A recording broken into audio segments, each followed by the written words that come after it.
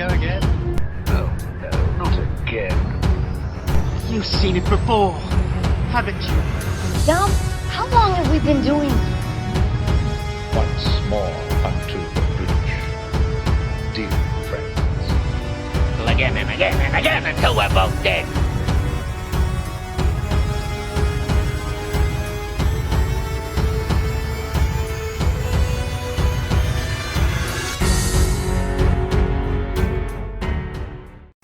Hello and welcome to You've Seen It Before, movie reviews, connections in mind.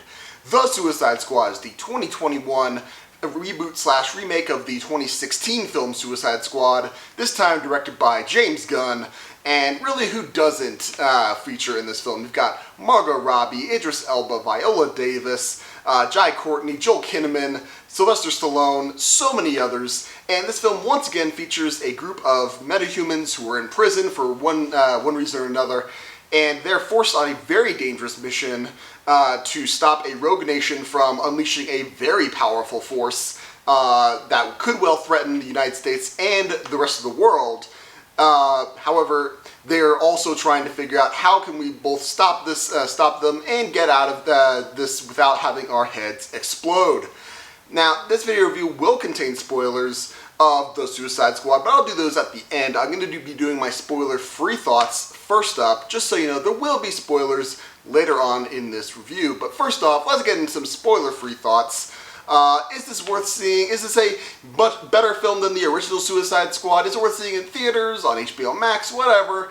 Is it just any good? And I would say absolutely.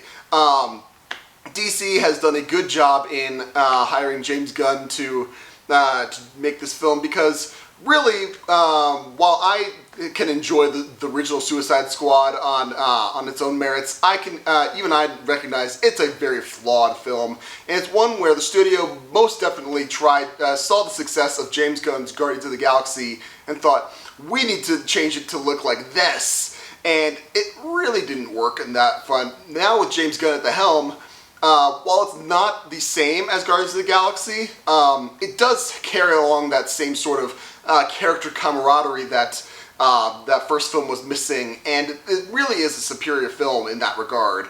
And really, this is all about the characters. Again, the standout characters and actors and actresses once again are Margot Robbie as Harley Quinn. She just knocks it out of the park all the time. I just wish she had more screen time, but she's had her screen time before, and but we really need more time to gauge some of the other characters. And Idris Elba does a great job filling in as Bloodsport instead of Will Smith's Deadshot. He's essentially the same character.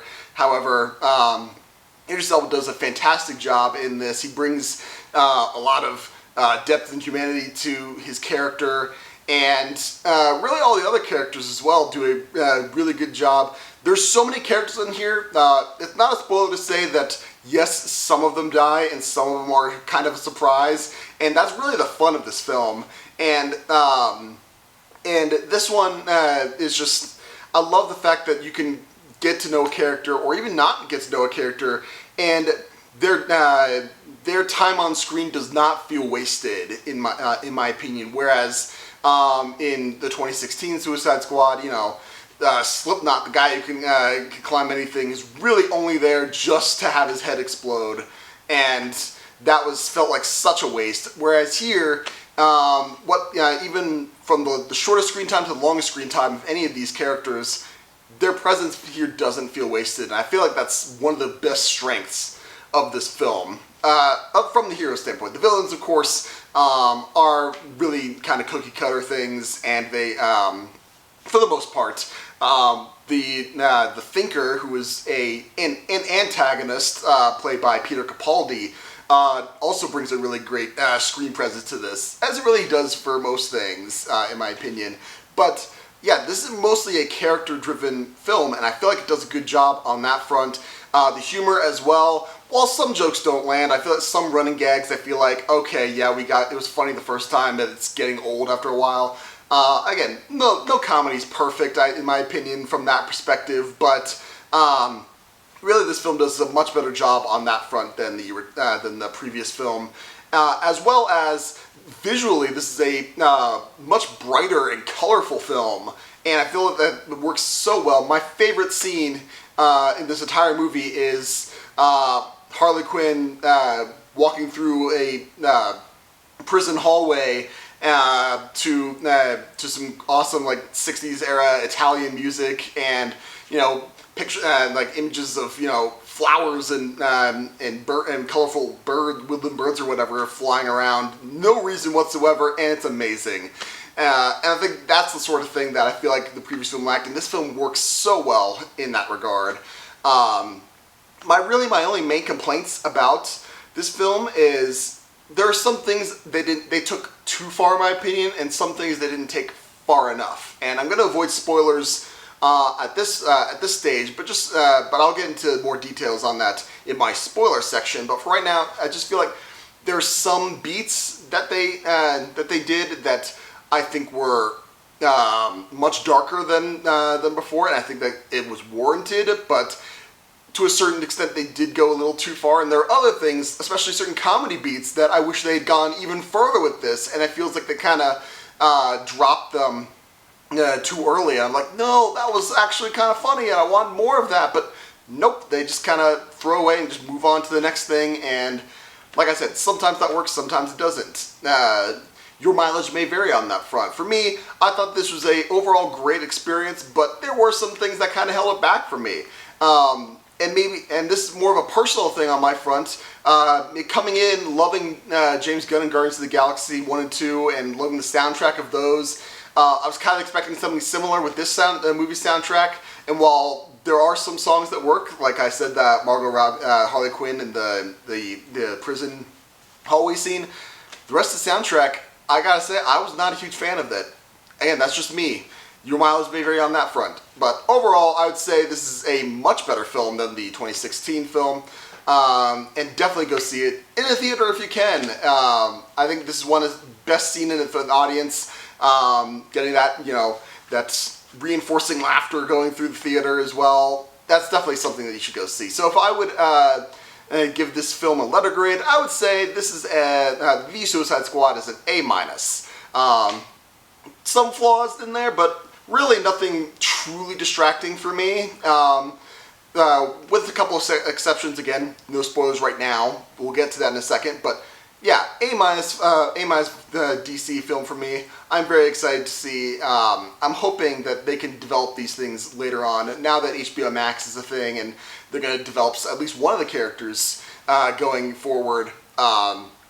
Yeah, I just hope that they do a good job with that front. So with that being said, let's get into some spoiler talk as certain plot developments and character arcs that may seem familiar to you and where you may have seen them before.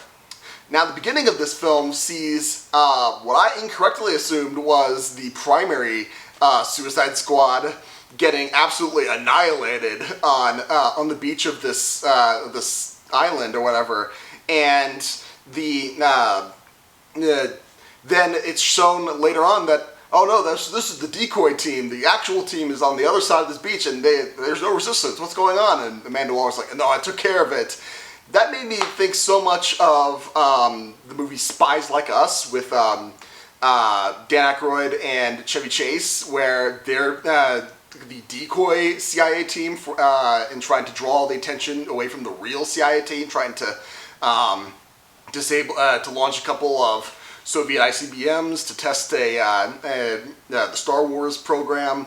So that kind of struck me as a interesting similarity on that front. Also, the very end of this film, where the survivors of the Suicide Squad are flying off in a helicopter, the way it's shot, and they're kind of emphasizing, family dynamic, personal growth in that front, it kind of reminded me of the end of the first Jurassic Park, where they're at the helicopter and you get the silent moments and you're reflecting on all the growth that they've had as characters along the way.